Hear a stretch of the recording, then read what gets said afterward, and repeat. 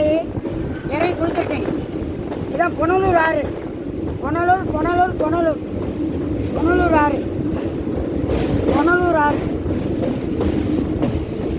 பெரிய ஊர்மா. இது கேரளாவில் இது ஒரு பெரிய ஊர். வேறு வேறு கட்டடத்தை பார்த்தியா? பெரிய டவுன்மா. ஆனால் பூரா முஸ்லீம் வியாபாரம் பார்க்காங்க.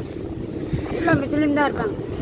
இந்த மிளகு திப்பிலி இதெல்லாம் அங்கேருந்து தான் நிறைய போகும். இங்கேருந்து நிறைய போகும். புனலூர் புனலூர் புனலூர்